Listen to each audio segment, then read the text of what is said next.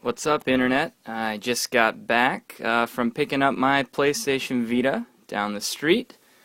I figure I'll do an unboxing video for this stuff. There might be 100 of these on the Internet by today, but there might not, so I figured why the hell not. Get this online.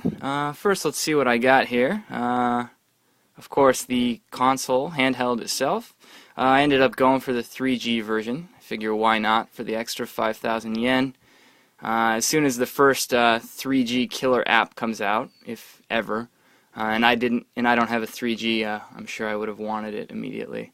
Going down, I got the protective film, Vita brand, PlayStation brand, 16 gig memory card, which as you can see is tiny, smaller than my thumbnail there. And I ended up picking up Lord of Apocalypse by Square, published by Square anyway. Big fan of Phantasy Star Online / Monster Hunter / whatever clones. I'll wait to hear some impressions of the other launch titles before I pick up anything else. And finally, I went for the leather case with the strap here. Thought that was pretty sexy, so yeah, I picked that up too. Anyway, sure. Why don't we get down to business here? Let's go ahead and unbox this sucker. As you can see, there's the back there, warranty information stamp there. Yeah, let's go ahead and take a look here.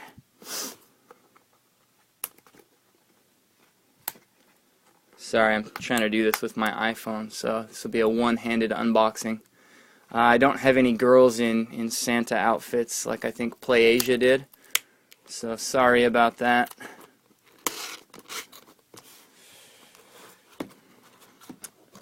Box open here. Alright, there we go. Flips up there. Welcome to the world of PlayStation.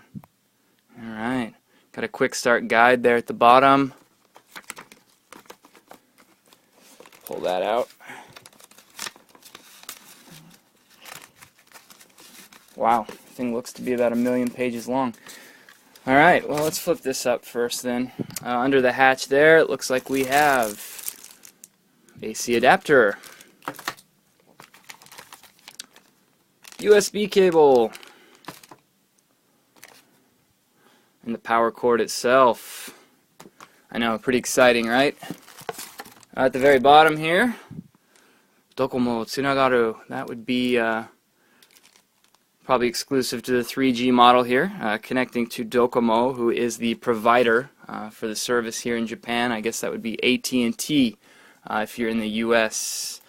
So that's it there. Let's go ahead and pull this quick start guide out here. Oh, okay, it's more than a quick start guide. It looks like we have a quick start guide here, which accordions out here. And underneath that, we have another accordion looking pamphlet. This one says Sa Asobo. Well then, let's play. But we're not going to play yet because I'm still unboxing this thing. And what looks to be the console here wrapped up. Give me a sec, I'm going to unwrap this. Here we go, maybe I can show you a little bit here.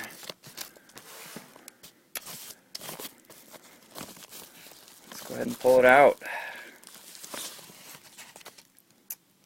Wow.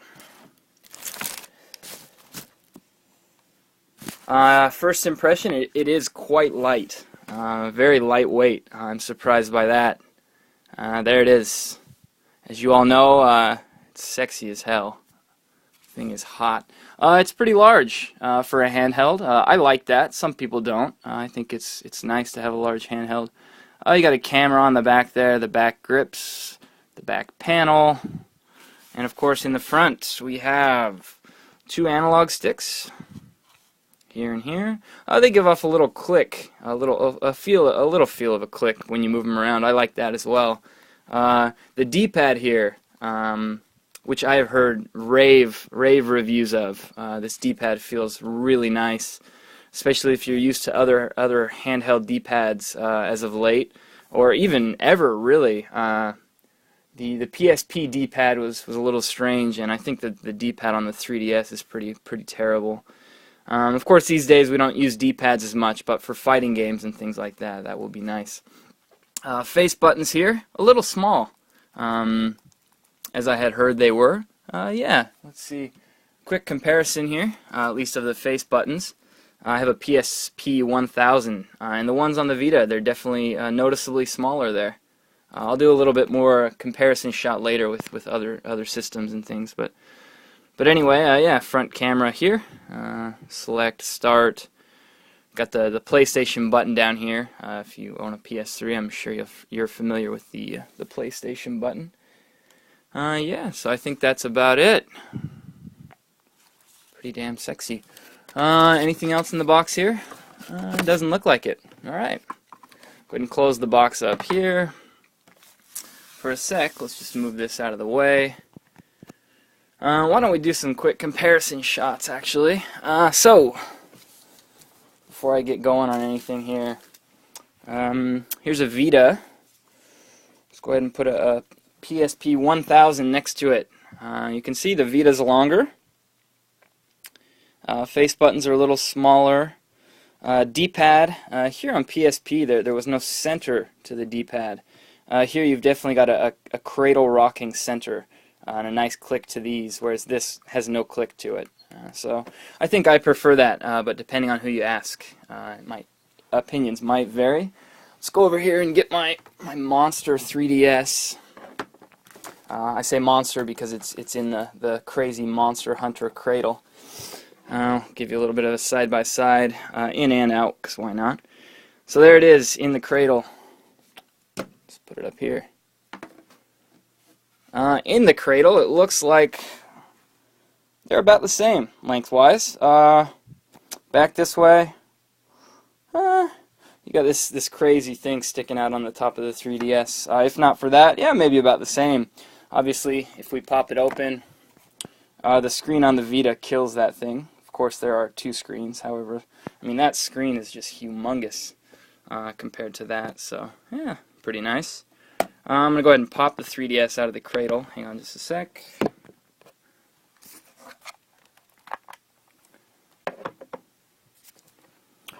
Alright, here's the comparison out of the cradle. See if I can give you a decent... Another thing I'm surprised about, this thing is pretty thin. If you look, I wouldn't say a 3DS is fat, and this is even thinner than that, so pretty nice. There you go, and maybe one more comparison. I'll just compare it to some controllers here, why not?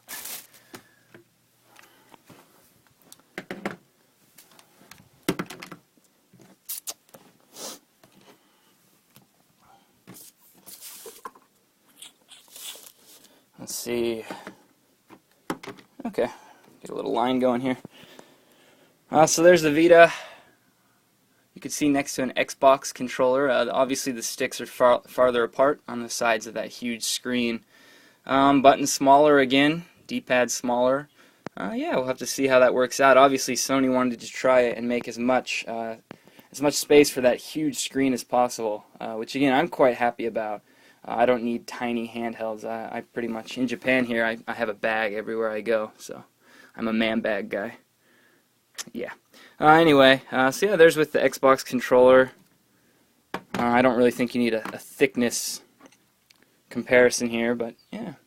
So it looks like this way. It sticks out about as far as a PS3 controller does. Maybe a little bit more on the oval sides there. Oh, but not too bad.